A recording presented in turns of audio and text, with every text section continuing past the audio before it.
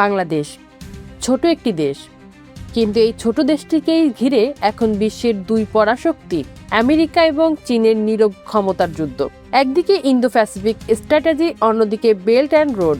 প্রশ্ন হচ্ছে, বাংলাদেশের ভবিষ্যৎ কি সত্যিই ঢাকায় ঠিক হবে, নাকি ওয়াশিংটন আর বেইজিং এর গোপন রাজনৈতিক খেলায় নির্ধারিত হবে আগামী বাংলাদেশ?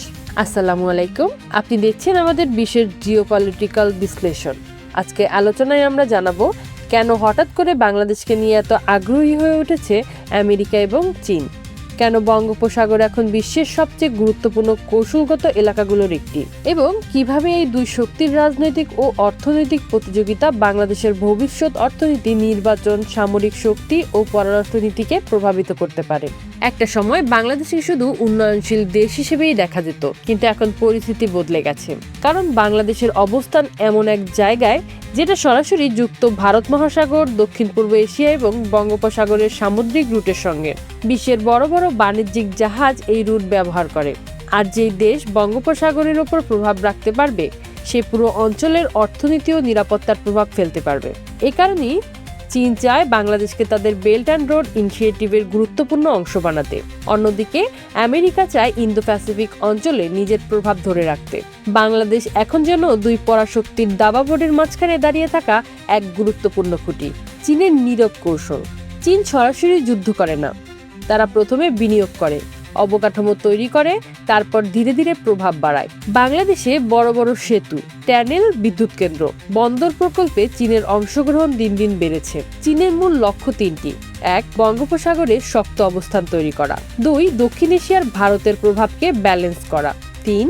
ভবিষ্যতের বাণিজ্য রুট নিজেদের নিয়ন্ত্রণে রাখা। বিশ্লেষকরা মনে করেন, যদি বাংলাদেশ অতিরিক্তভাবে চীনা ঋণের উপর নির্ভরশীল হয়ে পড়ে, তাহলে ভবিষ্যতে রাজনৈতিক সিদ্ধান্তেও চাপ তৈরি হতে পারে। আর এখানেই শুরু হয় ডেট ডিপ্লোমেসি বা ঋণ কূটনৈতিক বিতর্ক।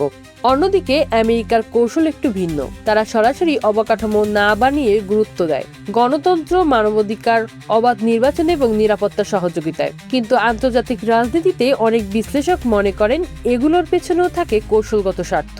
আমেরিকা চায় না বঙ্গোপসাগরের পুরো প্রভাব চীনের হাতে চলে যাক, কারণ এতে ইন্দো প্যাসিফিক অঞ্চলে আমেরিকার সামরিক ও অর্থনৈতিক অবস্থান দুর্বল হয়ে যেতে পারে। এ কারণে বাংলাদেশকে ঘিরে বারবার আলোচনা হয় নিষেধাজ্ঞা, ভিসা নীতি, কূটনৈতিক চাপ এবং সামরিক সহযোগিতা নিয়ে। বাংলাদেশের সামনে সবচেয়ে বড় চ্যালেঞ্জ, বাংলাদেশ কি দুই শক্তির মধ্যে ভারসাম্য রাখতে পারবে? কারণ একদিকে দরকার বিদেশি বিনিয়োগ ও উন্নয়ন, অন্যদিকে দরকার রাজনৈতিক স্বাধীনতা এবং সার্বভৌম সিদ্ধান্ত।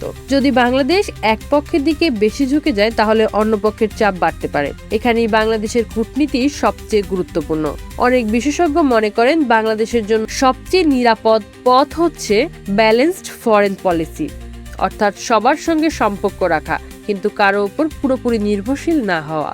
আগামী 10 বছরে বাংলাদেশ দক্ষিণ এশিয়ার অন্যতম অর্থনৈতিক শক্তিতে পরিণত হতে পারে, কিন্তু একই সঙ্গে এটি বড় শক্তিগুলোর প্রতিযোগিতার কেন্দ্রেও পরিণত হতে পারে। যদি সঠিক কৌশল নেওয়া যায়, তাহলে বাংলাদেশ দুই পক্ষ থেকেই বিনিয়োগ ও প্রযুক্তিগত সুবিধা নিতে পারবে। কিন্তু ভুল সিদ্ধান্ত নিলে দেশ রাজনৈতিক চাপ, অর্থনৈতিক নির্ভরতা এবং আন্তর্জাতিক বিভাজনের শিকার হতে পারে।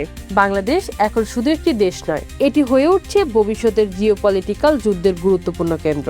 আমেরিকা এবং চীনের এই নীরব ক্ষমতার লড়াইয়ে সবচেয়ে বড় প্রশ্ন একটাই: বাংলাদেশ কি নিজের ভবিষ্যৎ নিজে নিয়ন্ত্রণ করবে, নাকি পরাশক্তির গোপন রাজনৈতিক খেলায় পরিণত হবে আরেকটি কৌশলগত মাঠ? আপনার মতামত কি? কমেন্টে জানিয়ে দিন আপনার মতামত। ধন্যবাদ।